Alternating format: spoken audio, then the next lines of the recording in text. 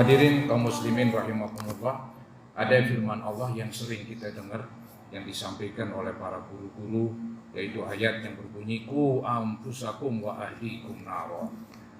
Yang maksud dari ayat ini, jagalah diri kamu, jagalah diri kita dan ahli-ahli kita, baik itu istri, anak-anak, putra-putri kita, jaga mereka dari neraka. Saudara, menjaga hewan itu sangat mudah ya. Berbeda dengan menjaga manusia atau anak-anak kita. Kalau hewan cukup kita ikat di kandang dan kita beri makan. Insya Allah nggak macam-macam begitu. Tapi manusia tidak bisa.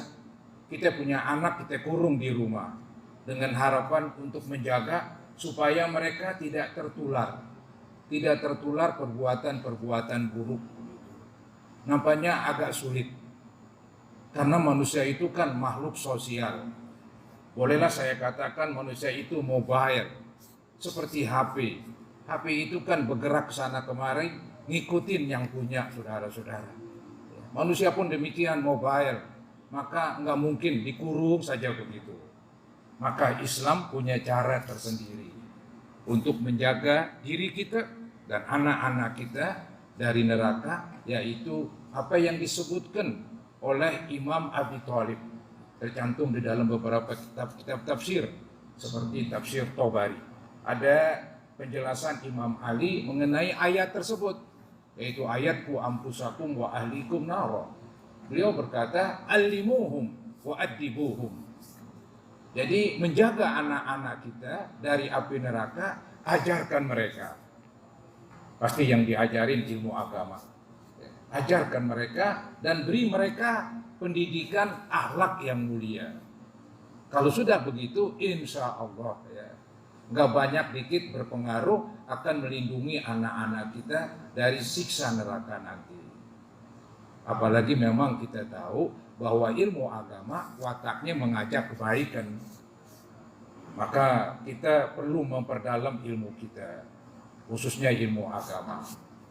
Anda boleh mencari ilmu umum, ya. Boleh menuntut ilmu yang disebut ilmu umum.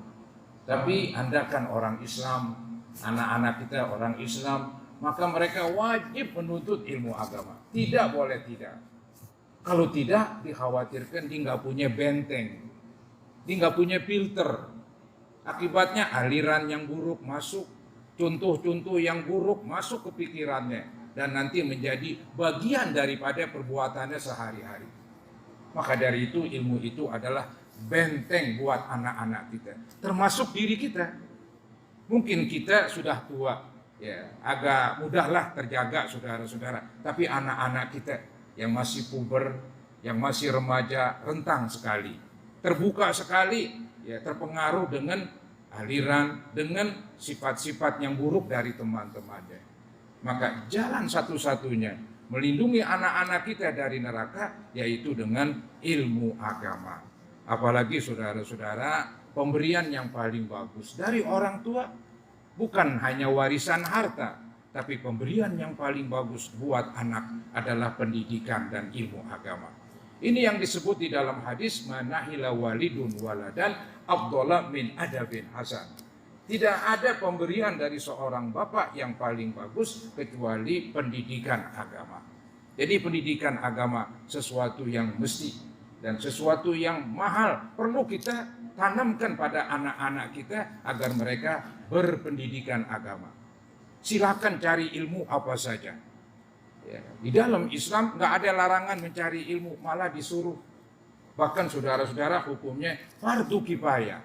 Mesti ada orang Islam mengerti ilmu kedokteran, mengerti ilmu ekonomi, mengerti ilmu industri, mengerti ilmu bermacam-macam disiplin ilmu, termasuk pertanian, perkebunan, ya, perikanan, walhasil semua disiplin ilmu mestinya orang Islam mengerti agar mereka tidak bergantung dengan orang-orang non-muslim.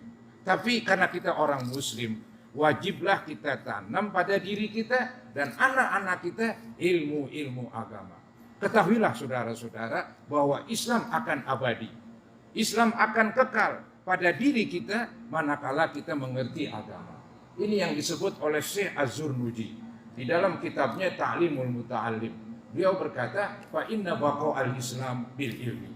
Sesungguhnya abadinya Islam dengan ilmu. Kalau anak-anak kita dibekali dengan ilmu agama, walaupun mereka di negara yang banyak kemaksiatan, insya Allah mereka menjaga diri. Karena ada ilmu agamanya, ada filternya, dan ada bentengnya. Dikhawatirkan kalau ilmu agamanya nggak ada, mudah tertular.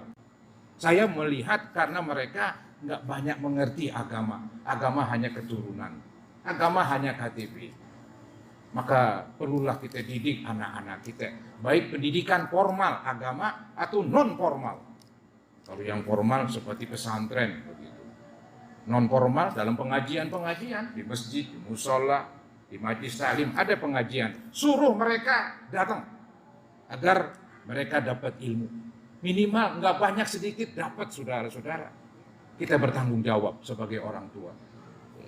Maka dari itu, mari saudara-saudara, kita isi diri kita, anak-anak kita dengan ilmu-ilmu agama. Mudah-mudahan Allah Subhanahu wa Ta'ala melindungi diri kita, melindungi keluarga kita dari api neraka, dan juga melindungi diri kita dari tertular virus corona. Amin ya rabbal alamin.